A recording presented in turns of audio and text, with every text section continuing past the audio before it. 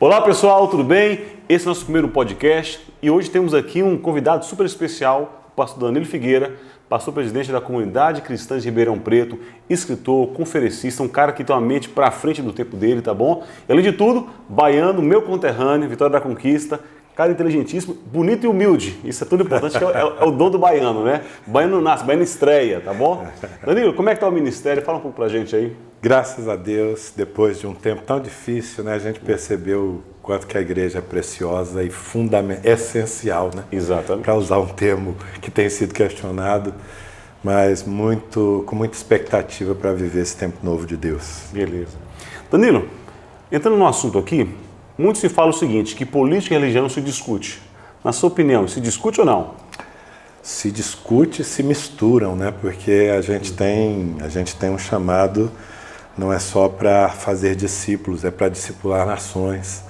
E como é que nós vamos influenciar uma nação sem tomar espaço nos lugares de decisão? Correto. Não é? Eu acho que o maior manual que a gente tem de política é a Bíblia Sagrada. Ali a gente entende princípios de Deus para levar uma nação a ser abençoada, né? Não só do ponto de vista sobrenatural, né? Deus interferindo, mas construindo alicerces que mantêm a estrutura de um povo, né? Exatamente. Então, uma questão interessante que muitas comunidades têm dificuldade de falar um pouco de política. Pode-se falar de casamento, pode-se falar de vida financeira, pode falar da vida espiritual, mas não de política. Mas a Bíblia tem pelo menos 4 livros completos que falam só sobre política. 1 Reis, 2 Reis, Crônicas, um pouco de Samuel, Daniel. Então a política é uma questão do dia a dia do ser humano e está na Bíblia. Qual é a sua visão com relação ao cristão na política? Isso é muito importante, porque não basta a gente ter presença, né? Que presença que nós temos. Temos que admitir que uma parte dos cristãos que estão na política, eles são meros despachantes de igrejas, né? Buscam um interesse particular. Não é esse o nosso papel, que aliás você está desempenhando muito bem aqui.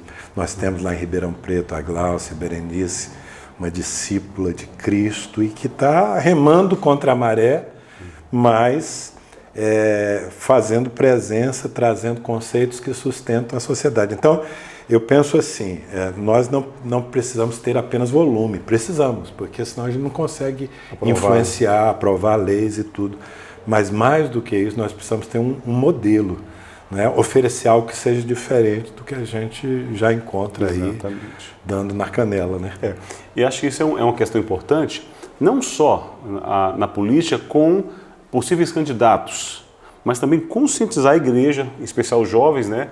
De saber votar com consciência, com coerência, avaliar o histórico do político, porque também é muito comum em muitas comunidades, na época da eleição, chegam lá 300 candidatos que eles se incorporam ao corpo da instituição para agregar voto. Então, assim, tomar cuidado com esses lobos que chegam na igreja em época de eleição, né? Com relação ao jovem, como é que você tem visto a atuação do jovem hoje na igreja, na sociedade, na política? Você acha que tem sido, o jovem cristão tem feito diferença ou não? Eu acho que cada vez mais, né, os jovens cristãos estão entendendo que eles precisam ter um pensamento. Hoje a contracultura é ser conservador, né? Exato. É você segurar aquilo que sustentou a humanidade ao longo do tempo. E graças a Deus, depois de tanta decepção, a gente tem uma geração de jovens, ela ainda é minoria, a maioria está formatada por esse espírito anticristão, mas vai surgindo e vai crescendo, ganhando corpo, uma juventude que sabe o que crê, por que crê, tem argumentos não apenas bíblicos, mas racionais para defender a sua fé, né? Exato. Nessa questão do cristão, em especial do jovem, ele tem uma consciência cristã mais acurada, nós percebemos também que muitos jovens, ao ingressar na faculdade, na universidade, eles acabam se afastando. É claro que tem uma série de fatores que vão influenciar isso, não é somente um. Mas talvez a falta de discipulado mais efetivo, a falta de intimidade maior com Deus e também uma preparação anterior para entrar na universidade. Na sua opinião, é a universidade, é a formação do jovem? O que você acha que pode estar ajudando a tirar o jovem da igreja quando ele entra na universidade?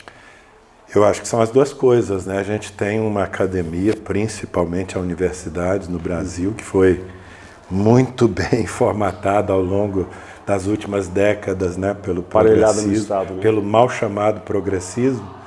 E então o ambiente é muito hostil à fé. Né? Eu, todos os dias, os meus filhos, eu tenho uma filha formada em medicina pela USP, o Gabriel, meu filho, se formou agora, fez numa área humanas que é povoada, né, por essa mentalidade. E o ambiente é muito hostil à fé. E, ao mesmo tempo, às vezes a igreja e as famílias não têm uma estrutura. Eu precisei interferir naqueles momentos de questionamentos dos meus filhos com argumentos lógicos, não porque está escrito na Bíblia. Claro, para nós, a base é o que está escrito, mas a gente precisa ter argumentos lógicos, né?